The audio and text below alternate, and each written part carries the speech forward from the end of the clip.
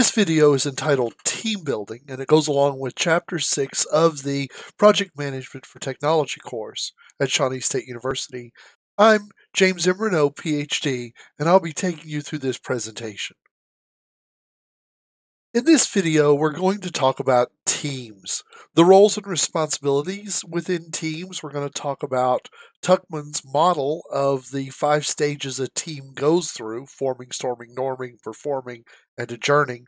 We're going to talk about trust building in teams and also how to monitor, give feedback, and reward and train team members for their positive or not so positive behaviors.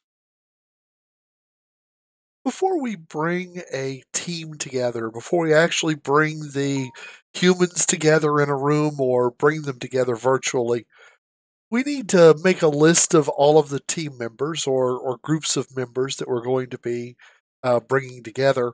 And we also need to identify what they're going to do and what they're responsible for. You bring a bunch of people together and have no idea what they're going to do or how we're going to break up the responsibilities isn't fair to you or them. It's just a waste of time. Dr. Bruce Tuckman describes 5 phases that most teams will go through, and I know for a fact that you'll see questions about this on the Project Plus test if you take the Project Plus test. The first phase or the first stage of a team is the forming stage. And the forming stage is where we're forming the team. It's starting up, we're new. In the forming stage, individuals within the team are often very formal and very reserved. We don't yet know our team members. We don't yet know all of our responsibilities. And it's kind of a trying to figure out exactly where you fit in the early parts of the team. The second phase of team development, of the life of a team, is called the storming phase. And the storming phase is really where the work begins and where roles are negotiated. This can be confrontational as we learn about each other, as we learn about each other's goals, each other's abilities, and all kinds of other things. We're going to have people that are naturally the driven, the type A's. We're going to naturally have people that aren't that driven, but that do a great job at what they do if they've been given a job. And we've got to try to figure out exactly how our team is going to work. Who's going to become the team leaders? Who's going to become the the alphas within the team? And during this time, we have to deal a lot with people problems as these negotiations, as this storming really happens. And it does. It feels like a storm sometimes is landed upon the team. And as a project manager or a team member, you kind of feel like, wow, is this really going to work out? Are we going to be able to get beyond this? But yes, trust me, you will with a little bit of calming and a little bit of smoothing and a little bit of leadership. Yes, storming is perfectly normal when you're starting a team. So in Tuckman's model, phase 3 is the norming phase. The norming phase is where the team has gone through the storm, has weathered the storm, has come out of it, and they're getting along just fine. There's comfort within the team. Most everybody knows their roles and their responsibilities. We've worked through the people problems, and now we can focus on the project, the norming phase. A lot of teams do real well at this. Some teams, though, reach the 4th phase, and the 4th phase is not something every team becomes, and that is a performing team. A performing team is a team that has, as you see on my slide, has the special sauce. They transcend. They are mature. They're productive. They're effective. They're amazing. Stop and think about some football teams or soccer teams or other teams that they're good teams. They got some good players. They make some good plays. They play a good game. They're the norming teams. The teams that just they're playing a good game, but they're not exceptional. But then there are those occasional teams Sometimes they come from Cinderellas, sometimes you never know where they come from, but sometimes they're these special teams that truly perform. We would love for all teams to make this fourth phase, but not all do. But that's okay. Just it's a goal and it's aspirational. It's something to look for in your team. And then because we're dealing with a project, and remember, projects are temporary endeavors, our teams have to break up. The Beatles broke up. I mean, great teams come to an end sometimes, and so every team here has an adjourning phase where we break up and move on to other teams or other endeavors. So you got to remember Tuckman's 5 phases, and these are on the Project Plus test: forming, storming, norming, performing, and adjourning. Really need to know those and know what they mean and know the 5 phases of the life of a team. So you've got a team. You've gotten into the storming phase. You're into the norming phase. Things are moving along just great. Something that we really need to build within our teams is trust. Trust is not something that you can buy. It's not something that you can force. It's something that takes time and requires communication. It requires really getting good communication within the team and with the team and the project managers and other individuals involved in the team. It really takes good communication, and trust is all about different opinions and respecting your teammates' opinions, not groupthink. A trusting team doesn't just blindly move forward. A trusting team trusts the team members to do their job, trust the team members to know when there's a problem, trust the team members to come forward when they know there's a problem. And trust really is all about getting to know your team. It's again, it's not one of those easy things. It's one of those things that takes time. It takes practice.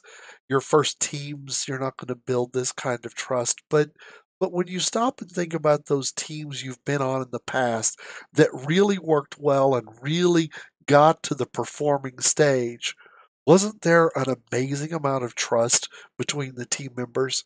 I think you'll see the answer is yes. And it does require a respect of everyone's differing opinions to truly build trust within a team. So, as a project manager, one of your jobs is to manage the teams and to monitor the teams. Allow the people to do their job. Don't be a micromanager. Don't get in their face. Don't really let them do their job, but be sure to give them clear boundaries. Specify what expectations you have. When you see inadequate work, identify it. If you really need to reprimand, do it where necessary, but you shouldn't reprimand first time or for little things. You just need to identify and say, we've got a problem here, let's not do it again. And be sure that there are clear consequences for not performing. Um, and make sure that your consequences, your reprimand, are commensurate to the act or the lack of acting that the team member has. Don't come down heavy on a little tiny thing, or don't brush off something that's really important and is going to throw the project into being delayed or throw the critical path out. So it takes you being a monitor, but not a micromanager, and let everybody do their job. But be sure to give them clear expectations of what their job are. Here I go, saying it again on this slide. At the beginning of the team and throughout at the beginning of the project, make your expectations clear with each team and team member. What is their role? What is their timeline? What is their budget?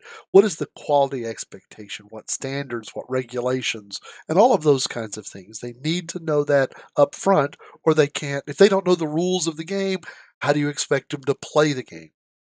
Feedback also needs to be timely and actionable. Waiting too long to give feedback means that the team doesn't know what they're doing. If the team doesn't get feedback immediately after making a mistake, then they might have already made the mistake again on the next phase or the next thing they're doing. So don't wait too long to give them the feedback. Feedback needs to be quick, timely, and actionable. You don't just say, "Well, it was wrong." You need to say what was wrong, what was inadequate about it, what problems did we have with it, what do we need to fix, how does it need to be better next time. Use it as a teaching moment. We need to use this feedback phase to help align our team members with the goals and expectations of the team and of the game. Stop and think about again, I'm using a football analogy, but stop and think about a play. You have a player that wasn't in position. And the quarterback was going, "Oh, I got to throw a ball to you, but you're not where you're supposed to be."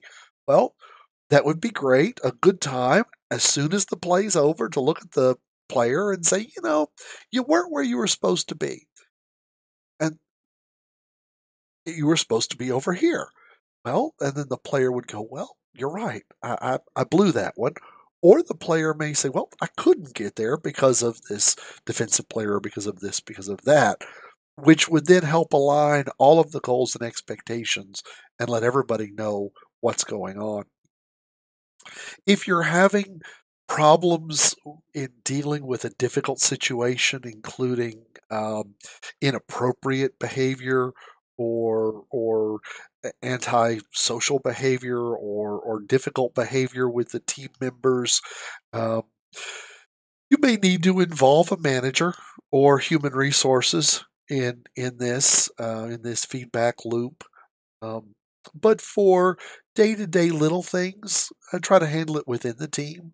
But if it does involve a workforce, a workplace issue, you may need to bring HR and management in when you're dealing with giving this type of really difficult feedback. In the last slide, we talked about feedback. Something else we also need to do is to recognize and reward good behavior, great behavior. We need to be sure that our rewards and recognition need to be appropriate to the achievement. Don't give somebody a large financial gift or financial reward for doing something little. Be sensitive to the team and the team members. Also, pay attention to their individual preference or even the cultural differences. Um, some team members may really like a certificate or a reward of something like that to say, "Hey, good boy, good job, add up, add up, human." But others may be very embarrassed by being called out in a meeting and saying, "You did such a great job." They might want a one-on-one pat on the back. Um, and it depends upon the culture and the individual team member. Rewards don't necessarily have to be money, even though everybody loves a little bit extra money.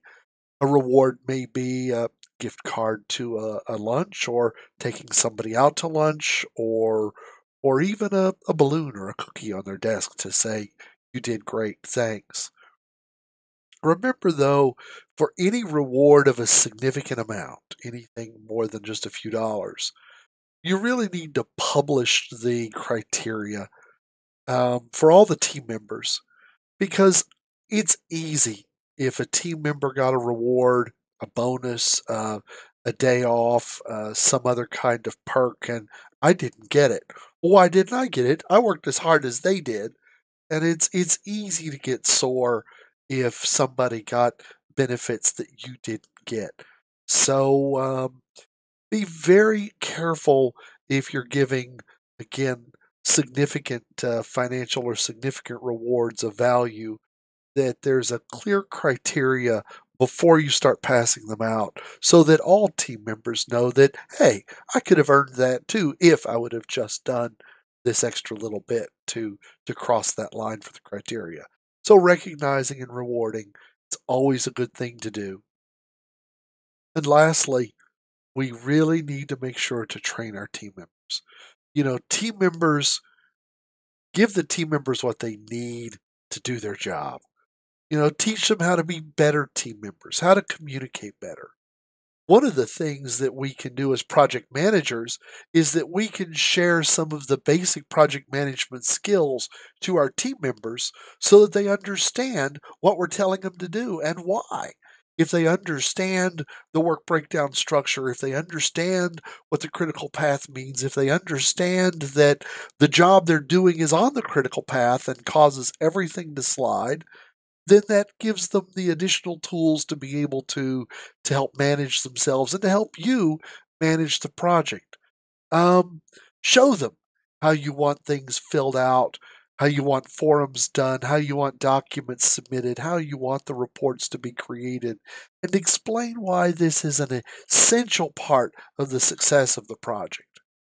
So train your team members, and I think training them in a little bit of project management makes a whole lot of sense if they've not taken a course like this one in the past. So the clip art that I used was from classroomclipart.com, and this presentation does follow along with Chapter 6 of Kim Heldman's CompTIA Project Plus study guide. Remember, this presentation is copyright to 2020 by James Reneau Ph.D. You can contact me at jreneau@shawnee.edu. This work is licensed under a Creative Commons Attribution, Non-Commercial Share-alike 4.0 International License, and I would like to say thank you for, making it through this one, and I look forward to seeing you on another presentation.